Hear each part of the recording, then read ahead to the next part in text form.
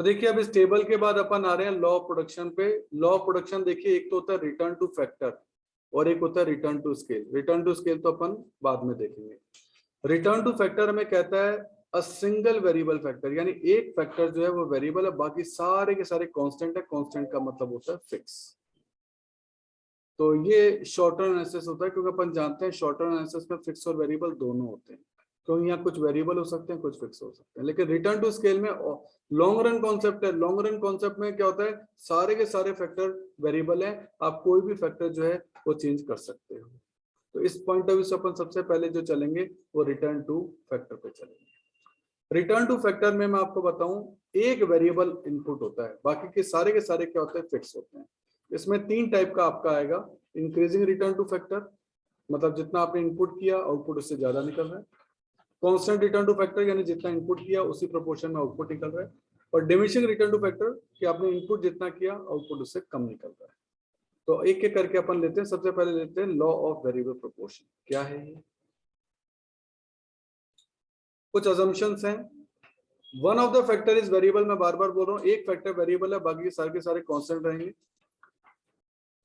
All units of variable factor are homogeneous. Homogeneous का मतलब एक जैसे। नॉर्मली ये जो वेरिएबल फैक्टर है इसको अपन लेते हैं लेबर। हम लेबर लगातार बढ़ाते जा रहे हैं, लैंड हम नहीं बढ़ा पा रहे, हम लेबर लगातार बढ़ाते जा रहे हैं। ये जितनी भी लेबर हम लगा रहे हैं वो सब आइडेंटिकल है, होमोजेनियस है। होमोजेनियस का मतलब है एक जैसी, यानी हर प्रोडक्ट जो लेबर है वो एकदम काम करने में जो एफिशिएंसी है उसकी सबकी सिमिलर है। There is no change in the technique of production. Obviously technique of production अगर हम चेंज कर देंगे फिर तो प्रोडक्शन ही कम ज्यादा हो जाएगा, इसलिए टेक्निक में कोई चेंज नहीं करना है। And factor of production can be used in different proportion, यानी जो रेशियो है कि पहले लैंड और लेबर का, मतलब वेजेस ले लेता हूँ वर्कर का, तो लैंड और वर्कर इतने थे, फिर आपका लैंड वर्कर 2 बढ़ गया, अब लैंड इतना ही है वर्कर 3 हो गया, लैंड एक ही है लेबर 4 हो गया। तो आप देख रहे हैं रेशियो पहले 1:1 था, फिर 1:2 हो गया, फिर 1:3 हो गया, फिर 1:4 हो गया। तो ये कह रहा है factor of production can be use in different proportion, क्योंकि डिफरेंट रेशियो जो हैं वो आपके हो सकते हैं। देखिए इसमें दो डायग्राम को अपन साथ में ले रहे हैं, टीपी का डायग्राम भी है और एपी और एमपी का भी डायग्राम। आप देख रहे हैं एमपी जो है वो आपका 0 से स्टार्ट हुआ है, ये एमपी है आपका। ये एमपी आपका पहले जो है वो तेजी से बढ़ता है, अपने टॉप पे पहुंचता है। उसके बाद एमपी जो है वो गिरने लग जाता है, क्योंकि इंक्रीजिंग रिटर्न्स आ रहे हैं। अब एमपी गिरने लग जाता है, अब ये डिक्रीजिंग रिटर्न है। डिक्रीजिंग रिटर्न है, करते करते करते करते करते करते वो 0 पे आ जाएगा, और 0 के बाद एमपी क्या चल जाएगा, नेगेटिव पे चल जाएगा। ये एमपी की कहानी है, मार्जिनल प्रोडक्ट। एपी जो है वो भी 0 से स्टार्ट होता है, लेकिन एपी की बढ़ने की स्पीड स्लो होती है, यानी वो है ना एमपी के नीचे नीचे रहता है। ये देखो ये एपी चल रहा है, ये एपी चल रहा है, और जहां एमपी इसको इंटरसेक्ट कर देता है ना, उसके बाद एपी जो है वो ड्रिवन हो जाता है नीचे की तरफ। इसका मतलब ये हो गया कि जो एमपी है वो एपी को उसके मैक्सिमम पॉइंट पे काटता है। ये मैक्सिमम एपी है यहाँ, ठीक है। अच्छा, अपन यहाँ कुछ ड्रिवन कर सकते हैं कुछ चीजें, कि जब एमपी बढ़ रहा है तो एपी भी बढ़ रहा है, जब एमपी घट रहा है तो एपी भी घट रहा है, और एमपी जो है एपी को उसके मैक्सिमम पॉइंट पे काटता है। अपन कुछ रिलेशनशिप ऐसी बना सकते हैं। एमपी आपका 0 से नीचे नेगेटिव आ सकता है, एपी कभी भी 0 या नेगेटिव जो है वो आपका नहीं आएगा, ठीक है। अच्छा, जब तक आपका, अब मैं एमपी को कंपेयर कर रहा हूं किससे, टीपी से, क्योंकि एमपी का क्यूमुलेटिव भी टीपी होता है। तो जब तक एमपी बढ़ रहा है तो टीपी बड़ा तेजी से बढ़ता है, देखो एकदम वर्टिकल जैसा आगे जा रहा है। लेकिन जैसे ही एमपी, अभी तक एमपी एपी से ऊपर था, जैसे ही एमपी एपी को इंटरसेक्ट कर देता है तो इसका मतलब एमपी बहुत तेजी से गिरने लग जाता है, और एमपी की स्पीड स्लो होने के कारण टीपी अब वर्टिकली जाने की बजाय, जो यहां जाना चाहिए था वहां जाने की बजाय वो आपका थोड़ा सा गिरने लग जाता है। मतलब उसकी बढ़ने की स्पीड जो यहां जानी चाहिए थी किसी तरीके से, वो अब आपकी स्लो हो गई है, देखो यहां पहुंच गया।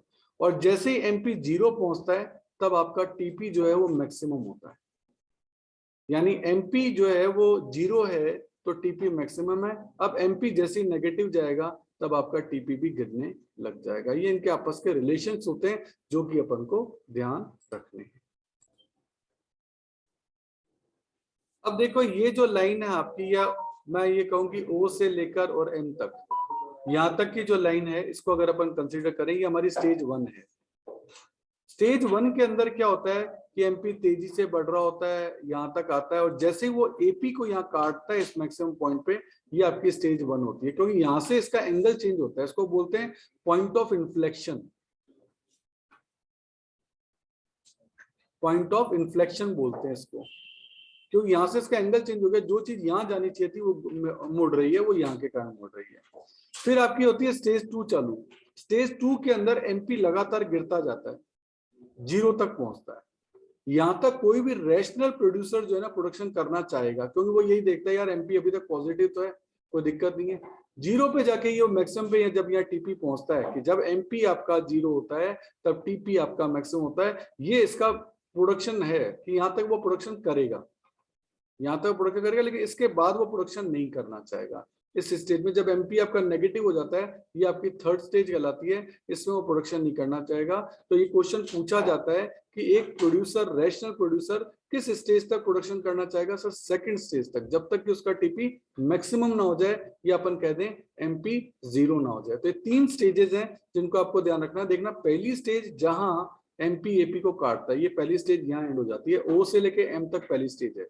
सेकंड स्टेज है आपकी एम से लेके एन तक, और थर्ड स्टेज है एन के बाद। ये 3 स्टेजेस जो हैं वो आपकी होती हैं। एक रैशनल कंज्यूमर प्रोड्यूसर, सॉरी, एक रैशनल प्रोड्यूसर हमेशा सेकंड स्टेज में रहना चाहता है, क्योंकि यहाँ उसका एमपी पॉजिटिव चल रहा है और टीपी उसका मैक्सिमम जो है वो आपका पहुंच जाता है। तो इन 3 स्टेजेस को हम यहाँ देख सकते हैं। पहली स्टेज है स्टेज 1 O2M, जो मैंने आपको बताई, ये O2M, ये पहली स्टेज है आपकी। वहां मैंने बताया टीपी क्या होगा, एमपी क्या होगा, एपी क्या होगा। स्टेज 2 है M2N, ये M2N, ये स्टेज 2 है। तो वहां भी टीपी का क्या होगा, एमपी का क्या होगा, एपी का क्या होगा। फिर है stage 3 beyond N. Beyond N का मतलब है इस एन के बाद, उसमें भी आपका टीपी का क्या होगा, एनपी का क्या होगा, एपी का क्या होगा। तो ये पूरा आपका एक्सप्लेन करने के काम आ जाएगा। जब आप एग्जाम में एक्सप्लेन करेंगे तब इसकी हेल्प से आप जो है इजीली कर पाएंगे।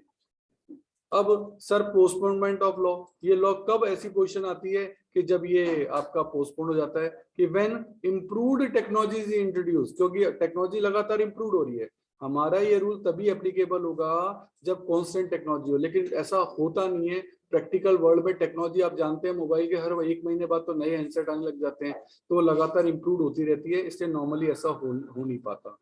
और when the factor of production are perfect substitute of each other, in such situation the limitation of the fixity of factor does not exist। कहता है कि फैक्टर ऑफ प्रोडक्शन जो है perfect substitute of each other हो जाए, मतलब labour है और लैंड है, ये परफेक्ट सब्स्टिट्यूट हो जाए। कि सर लैंड हम बढ़ा नहीं सकते, लेकिन लेबर अगर 5 बढ़ा दे तो वो लैंड को सब्स्टिट्यूट कर देगी।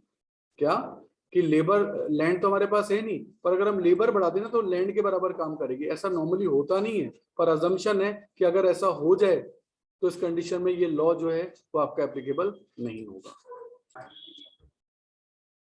परफेक्ट सब्स्टिट्यूट का मैं आपको एक एग्जांपल दूंगा। आपकी कार की स्टेपनी का जो टायर है वो बाकी 4 टायर का परफेक्ट सब्स्टिट्यूट है, कि एक भी टायर पंचर हो जाए उन चारों में से तो वो आपका जो स्टेपनी है वो वहां रिप्लेस की जा सकती है, उसको बोलते हैं परफेक्ट सब्स्टिट्यूट, है ना।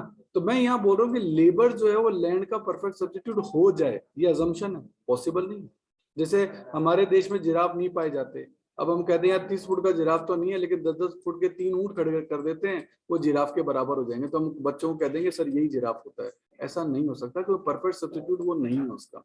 तो यहाँ ये कहना चाहता हूँ कि labour can't be substitute of land, लेकिन ये कह रहा है अगर ऐसा हो जाए तो फिर ये रूल जो है वो एप्लीकेबल नहीं होगा। तो यहाँ आकर आपका लॉ ऑफ वेरिएबल प्रोपोर्शन जो है वो आपका कंक्लूड होता है।